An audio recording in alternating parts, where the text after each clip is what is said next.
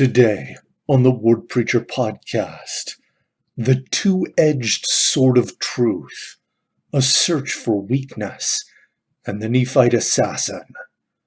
I'm Brett Jensen, and this is the Word Preacher podcast.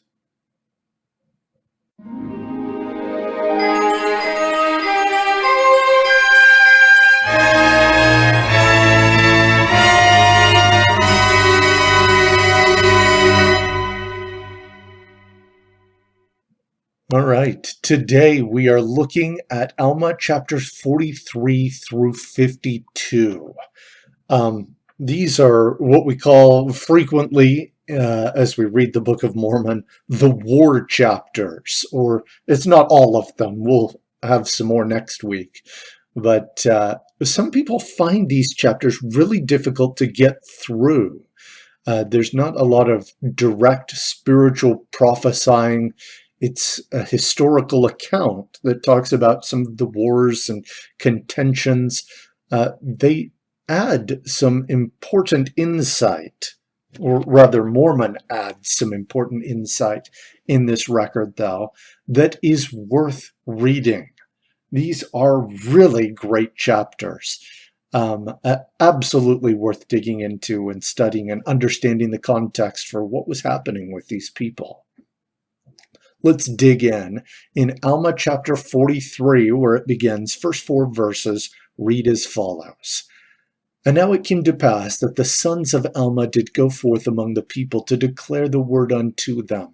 And Alma also himself could not rest, and he also went forth. Now we shall say no more concerning their preaching, except that they preached the word and the truth according to the spirit of prophecy and revelation, and they preached after the holy order of God by which they were called. And now I return to an account of the wars between the Nephites and the Lamanites in the 18th year of the reign of the judges. For behold, it came to pass that the Zoramites became Lamanites. Therefore, in the commencement of the 18th year of the people, the Nephites saw that the Lamanites were coming upon them. Therefore they made preparations for war. They gathered together their armies in the land of Jershon. All right. One thing that I have noticed, let me go on just a little tangent for a moment. I enjoy playing video games, and I have since I was very young. And one thing that was a feature in several video games was getting an upgrade or some item that increased the power of my character, but had some cost to it, some side effect. Some of these sort of effects were considered to be like a glass cannon effect. It allows me to deal much more damage, but it decreases how much I can endure. I usually did not like those. Those frustrated me because I wanted to have an increase of my power without negative side effects. And there were some games that provided that. But what I've learned as I have continued in studying and playing and all sorts of things is that that's not a realistic expectation. There is almost always a negative side effect in the human experience for any advantage that is gained. A couple of examples. For centuries, people were bound by travel limitation, whether you used a boat or horse or camel or caravan, any method that was available for a person to travel a great distance, it still took a very long time for those people to go a large distance. And when planes and trains and automobiles came, an incredible advancement, all of them incredible advancements, and they made travel over longer distances far more accessible to far more individuals. The side effect was that the circumstances in far-off continents could have a more direct impact on individuals as well. For example, without these innovations, war between the United States and Japan in World War II was not really something that you would need to think about in a meaningful way. Pearl Harbor was bombed through the use of aircraft carriers and airplanes.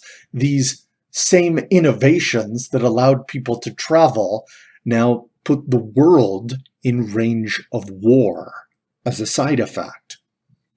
For Alma the Younger, preaching the gospel of Jesus Christ helped a great many people to come to a knowledge of the truth and encourage them to walk the covenant path and find happiness. The side effect of the increase of goodness that was introduced was a brutal retaliation by those who served evil influences. In this case, the Zoramites, but it was also true of the people of Ammonihah and many others, the Gadianton robbers. We will get to some of these others in later reading, but as some people embraced righteousness, there's almost always a rising of someone to come and resist that. This is important because God is the one who is also willing to take risks to provide greater health and truth and abilities and freedoms and peace for his children, but there is a side effect whenever he offers any of these things to us. A negative side effect could occur. Frequently, when he provides us these things, there's an increase of pride, a decrease of penitence that naturally comes to a people who become prosperous and are less worried about starvation. That's a serious side effect, challenging the very purposes for which he has placed us in mortality. Consider spreading the word and establishing family histories and all of the advantages that have come about with the advancements in computer technology and the internet, only to have these incredible miracles be accompanied by things like pornography and the slavery and exploitation that encourages as a terrible, terrible side effect.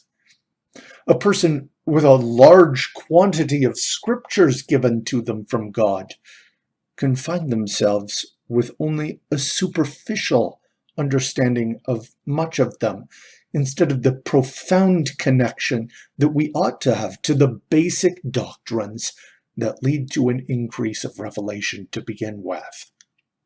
It's vital to understand God is taking a risk on you by giving you what he has. The word of God is, just as he himself warns, quick and powerful as a two-edged sword. It is vital that you be vigilant so that you are not hurt by failing to properly use and apply the gifts that he bestows, by not falling prey to the other side of that two-edged sword, the negative side effects. All right, let's continue reading. This is in Alma chapter 43, verses 17 through 21. And Moroni took all the command and the government of their wars, and he was only 25 years old when he was appointed chief captain over the armies of the Nephites. And it came to pass that he met the Lamanites in the borders of Jershon, and his people were armed with swords and with scimitars and all manner of weapons of war. And when the armies of the Lamanites saw that the people of Nephi, or that Moroni had prepared his people with breastplates and with arm shields, yea, and also shields to defend their heads, and also they were dressed with thick clothing. Now the army of Zarahemnah was not prepared with any such thing. They had only their swords and their scimitars, their bows and their arrows, their stones and their slings, and they were naked, save it were a skin which was girded about their loins. They all were naked, save it were the Zoramites and the Amalekites. But they were not armed with breastplates nor shields. Therefore they were exceedingly afraid of the armies of the Nephites because of their armor, notwithstanding their number being so much greater than the Nephites. All right, so this kind of explains some of the circumstances. A good attacker, and in this case the Lamanites were playing the role of offense. They were invading Nephite lands to try and destroy or enslave them. A good attacker rarely throws himself at the strongest defenses of his enemies. And that's true in any sort of attack, whether that's combat or some other strategic competition or football. You're looking for, where is the defense? What matchups can you exploit? Where is the defense weakest? And that is the point of attack. The Lamanites saw that the Nephites had armor, which would make any attacks directly on them a lot more costly. They would lose a lot more soldiers than the Nephites. And so they began a search for weakness. This is important that we understand. It wasn't just the Lamanites searching for weakness. And we'll get to more of that later. But let's go back to a little of what was going on. The Lamanites thought their next strategy in their attack, they thought they could bypass the army and locate a target of their choosing. Because the Nephites had smaller numbers, they would have to spread their defense a lot thinner. And that would give them an advantage to hit a city rather than to attack the entire army itself. This was not a bad strategy, but the defense against this tactic, as chosen by Captain Moroni, was to seek the counsel of the prophet. He went to Alma, and of course Alma consulted the Lord. This is important because consulting someone who knows everything, or counseling with his anointed servants, can remove the weakness in defense of unknown peril, of being spread too thin. Moroni did not have to spread his forces thin to defend a position that he knew would be attacked. He could prepare for it. The Lamanites, such as Zarahemnah, certainly hated the Nephites and served evil. All right, moving back to the previous point, where the Lamanites were not the only weapon of the enemy. They weren't the only ones trying to find weakness. They served a force of evil that wanted the Nephites destroyed. And that is really important to know, because we can see the same enemy wielding different weapons, searching for weakness. This is a passage in Alma chapter 46. Thus we see how quick the children of men do forget the Lord their God, yea, how quick to do iniquity and to be led away by the evil one. Yea, and we also see the great wickedness one very wicked man can cause to take place among the children of men. Yea, we see that Amalickiah, because he was a man of cunning device and a man of many flattering words, that he led away the hearts of many people to do wickedly, yea, and to seek to destroy the church of God, and to destroy the foundation of liberty which God had granted unto them, or which blessing God had sent upon the face of the land for the righteous sake. Okay, so instead of looking at the outward defenses and just having this be a Lamanite campaign, when we consider that the Lamanites are one tool of the actual enemy, and that Amalickiah was another, I think that changes the perspective we have on these chapters. Amalickiah was a Nephite, but his own pride and ambition caused tremendous problems for their society from within.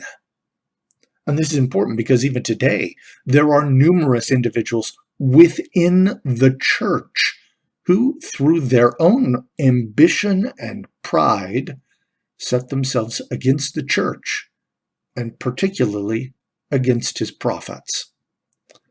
Though Amalickiah had his own agenda, and he probably did not consider himself a servant of evil, the powers of evil were more than happy to manipulate him to attack those that they hated. The defense against this tactic, this search for weakness, was Moroni having courage and standing up against it. Let's read a few of these verses. And now it came to pass that when Moroni, who was the chief commander of the armies of the Nephites, heard of these dissensions, he was angry with Amalickiah. And it came to pass that he rent his coat, and he took a piece thereof, and wrote upon it, In memory of our God, our religion, and freedom, and our peace, our wives and our children. And he fastened it upon the end of a pole. And therefore at this time Moroni prayed that the cause of the Christians and the freedom of the land might be favored. And it came to pass that when he had poured out his soul to God, he named all the land which was south of the land of desolation, yea, and in fine all the land, both on the north and on the south, a chosen land, and a land of liberty. And when Moroni had said these words, he went forth among the people, waving the rent part of his garment in the air, that all might see the writing which he had written upon the rent part, and crying with a loud voice, Behold, whosoever will maintain this title upon the land, let them come forth in the strength of the Lord, and enter into a covenant, that they will maintain their rights and their religion, and that the Lord God may bless them. And it came to pass that when Moroni had proclaimed these words, the people came running together with their armor girded about their loins, rending their garments in token or as a covenant, that they would not forsake the Lord their God, or in other words, if they should transgress the commandments of God or fall into transgression and be ashamed to take upon them the name of Christ, the Lord should rend them even as they had rent their garments. That's Alma chapter 46, some of the verses between 11 and 21. So the solution here for Moroni was not to just let him have his way. It was to stand up for truth and fight back. He did not allow this heresy to go unchallenged. Moroni was more persuasive at this point in time, particularly because those people at that point in time were receptive to the truth. They could recognize good and truth. And Amalickiah realized this, that the numbers were not in his favor. And so he fled. Moroni had a valiant attempt to prevent his escape, because he kind of anticipated that this sort of person who was filled with this much hate against them would become a part of the Lamanites, and it would cause a lot more harm than good. But in spite of his valiant attempt, Amalickiah escaped, and he began a devious, murderous, and prolonged effort that ultimately resulted in him becoming the king of the Lamanites, that huge force that vastly outnumbered the Nephites. And he became intent on returning to destroy the Nephites that he so hated. So this is very important. It's vital that we look at what Moroni did and not just assume that our defenses are okay. Always be considering, what is my weakest point? We need to prepare. We need to find armor. We need to find protection. We need to consult God and his prophets. And we need to take courage to stand up for what is right, not to tolerate weakness from infiltrating us. All right. We're a little low on time, so we'll move to the last bit. The Nephite assassin. Amalickiah marched with an incredibly numerous army, determined to kill Moroni and drink his blood. And with sheer numbers, he overcame some of the defensive fortifications around many of the cities, captured and slew many Nephites. But at last, his army was met by the forces of one Teancum, who Mormon writes was so skilled in war that the Lamanites were stopped in their advance. Teancum decided to cut the head off of the snake. And it came to pass that when night had come, Teancum and his servants stole forth and went out by night and went into the camp of Amalickiah. And behold, sleep had overpowered them because of their much fatigue, which was caused by the labors and heat of the day. And it came to pass that Teancum stole privily into the tent of the king, and put a javelin to his heart. And he did cause the death of the king immediately, that he did not awake his servants. That was Alma chapter 51, verses 33 and 34. So, was this act justified? Slaying a man in his sleep? How can I put this? Yes, it was. Amalickiah was not only a traitor who had come to fight against his own country, but he had lied, cheated, and murdered his way into obtaining a huge army to do it. In a time of war, a man who committed numerous acts of war was put down by a sneak attack from an elite soldier in a responsive act of war. He was absolutely justified. Now, there are those who would remove the context of what was going on with Teancum when he did what he did, and frame his action in terms of the killing of an unarmed sleeping man. This removal of context is totally dishonest.